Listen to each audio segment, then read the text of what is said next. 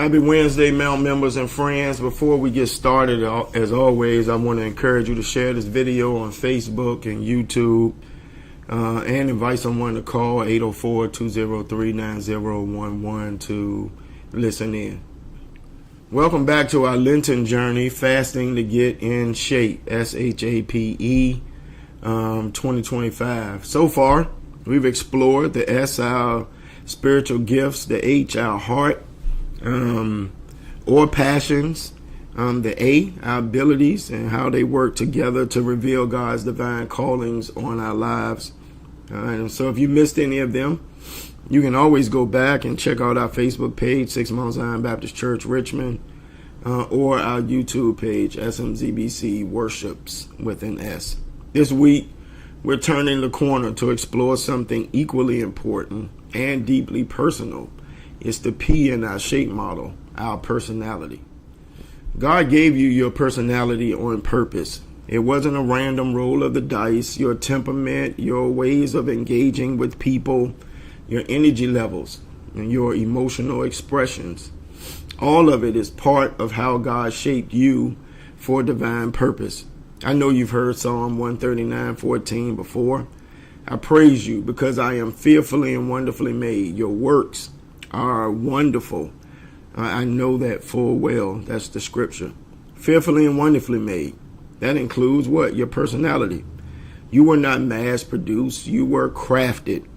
And your personality reflects a piece of God's image in the world. In church culture, especially in the black church tradition, we sometimes uplift the loudest voice or the most visible person as the standard. But let's be real. We're not always wired. Not all of us are wired anyway to shout, run, or lead a committee. And today we're going to find out that that's okay. In the Bible, we see that God uses all kinds of personalities. Peter was bold and spontaneous. Paul was driven and focused. Jeremiah was introspective and deeply emotional. Some might even say melancholy. Jeremiah 20 of chapter verse 9 reveals some of his inner struggles and passion. His word is in my heart like a fire. I am weary of holding it in. Andrew was more of the behind the scenes type of guy, bringing others to Jesus. There is no one personality that God cannot use. God needs the quiet thinkers, the passionate speakers, the deep feelers, and the patient planners. In 6 Mount Zion, we need lots of different people. We need the sister or the brother who's the quiet member who comes to worship just about every Sunday. Many people in the congregation know that person. They know his or her face. They may not know their name, but that person is faithful. They're thoughtful. They listen more than they speak. They keep the prayers on the prayer list like it's sacred. In fact, they end up calling into the prayer line every Tuesday and Thursday. Actually, they've been on the Lenten journey the entire time. And when they end up hearing somebody's name, somebody who's recovering from surgery or grieving the passing of a loved one, that person is the first one at the door with some chicken or a card. At first thought, that person may think, I'm not doing enough. But over time, God gives them peace, and they realize that their reserved, gentle personality was exactly how God wanted to express care and compassion in the body. And so their presence is healing. That's ministry. So we need, let's call that Sister Loretta. Just like we need people like Minister Johnson, who brings a different type of energy, expressive and animated. Can sing, can pray, can preach, and always having folks standing on their feet whenever they're doing something. Their charisma is contagious. And then there's, let's say, Brother Marcus. He's a tech guy. He doesn't like big crowds, but he loves solving problems. He loves helping people one-on-one. For years, he felt left out of church life because he didn't usher or didn't sing. But when the church started needing help with virtual ministry during COVID, Brother Marcus stepped up. He set up the live streams and trained others and mentored a group of high school boys who were interested in media and production. Brother Marcus isn't loud, but he is impactful. He is logical. He's calm. He has an encouraging nature, creating safe spaces where others could grow. He doesn't lead from the front like Minister Johnson or comfort through quiet care like Sister Loretta. Instead, he leads by equipping others behind the scenes, guiding, mentoring, building systems that help ministry thrive. These three different personalities, Sister Loretta, Brother Johnson, Minister Johnson, that is, Brother Marcus, they couldn't be more different, but all of them have a place. All of them are vital.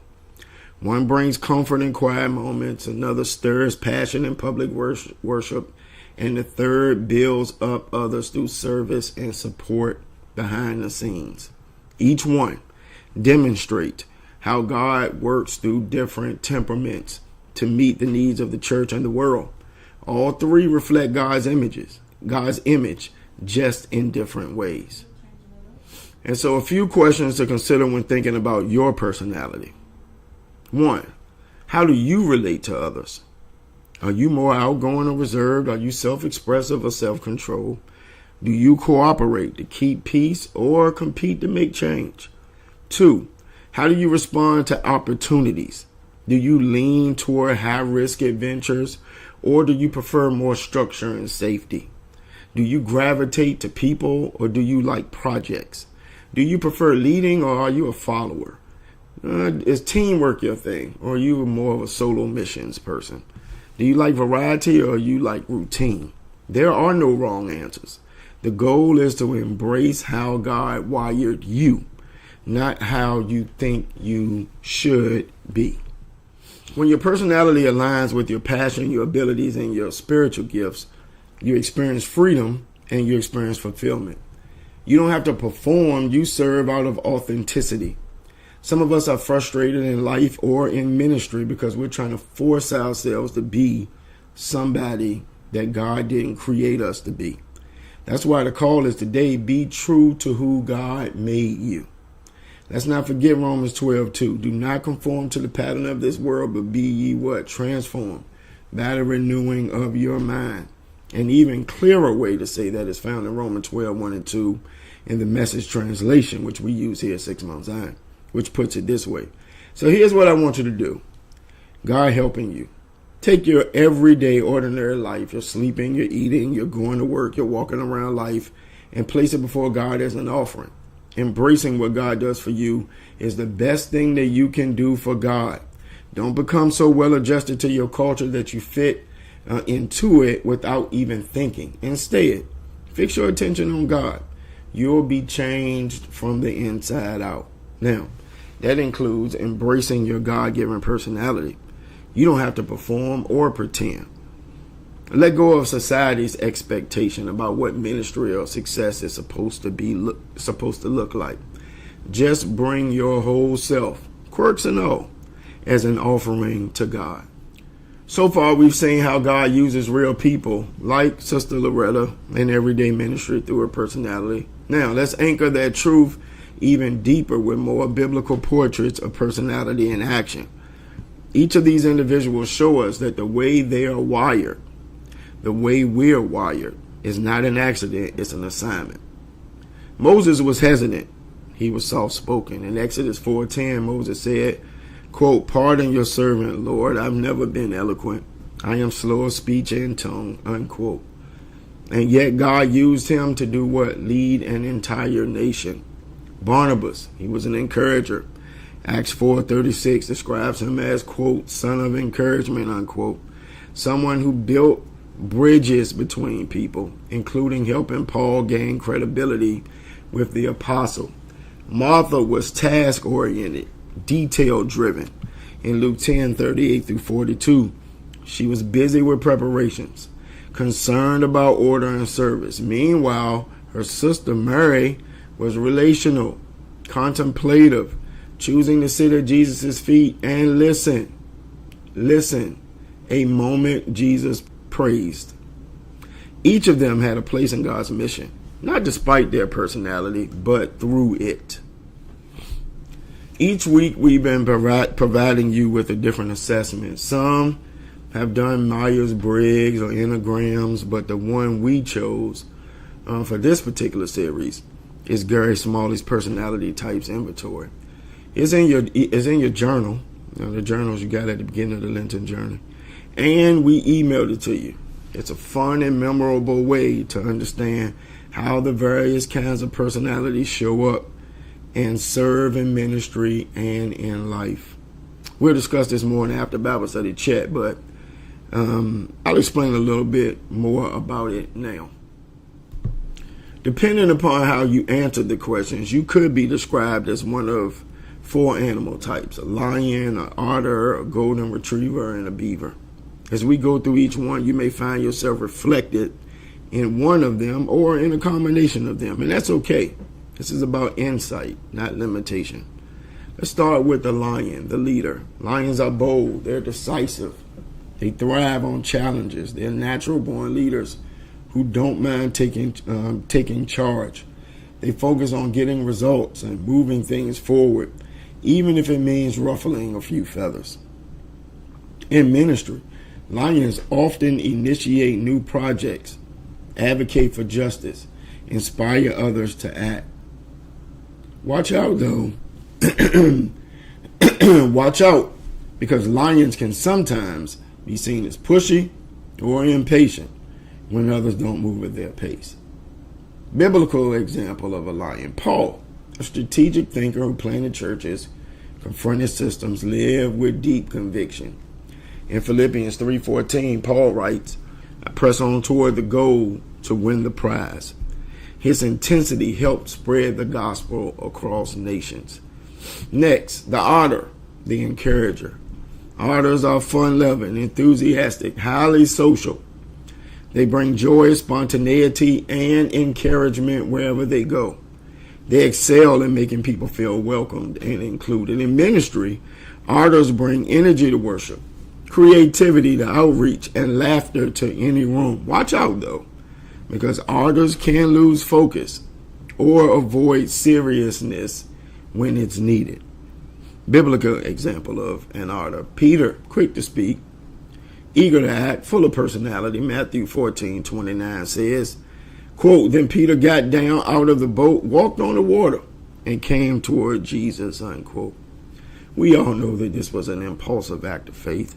His personality made him both a passionate leader and someone who needed growth. Third is the golden retriever, the peacemaker. Golden retrievers, they're loyal, dependable, giant, gentle. They often avoid conflict and seek to maintain harmony. They are the steady, caring presence in a chaotic world. In ministry, they show up early. They stay late. They remember the small things that make others feel seen. Watch out, though. Those golden retrievers may hesitate to confront difficult truths or may stay stuck in routines. Biblical example of a golden retriever: Andrew, not in the spotlight, but faithful in bringing people to Jesus. John 1:42 and 41 and 42 says, the first thing that Andrew did was to find his brother Simon and tell him, "We have found the Messiah," that is the Christ. And he brought him to Jesus. The fourth thing is the beaver, that is the organizer. Beavers are detail-oriented, structured, meticulous. They love order, and they want things done the, quote, right way, unquote. They're often the planners, the record keepers. They're the rule followers. In ministry, beavers are the one that make sure events run smoothly, that the finances stay in order, and safety protocols are followed. Watch out, though. Those beavers can become rigid or critical if perfection becomes more important than people.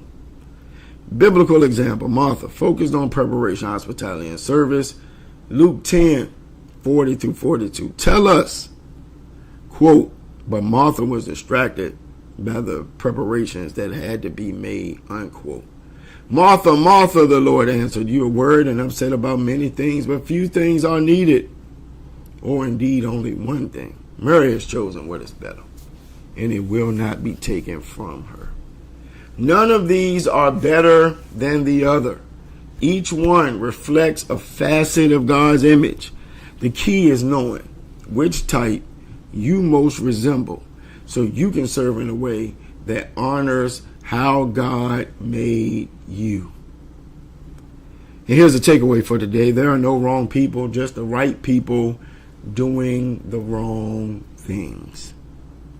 I hope during this series you're getting closer to finding what the right thing God has for you, because God gave you a personality that is beautiful, that is needed, and it is purposeful. Embrace it, use it, honor it. So, this week, I want you to reflect on a few questions, and we'll hear some of your answers during the After Bible Study chat. Seriously, I want you to reflect on this. What energizes you? Being around people or time to yourself? What role do you feel most alive in? Leading, supporting, encouraging, planning. When do you feel most you, quote? When do you feel like you the most, the best? When do you feel comfortable?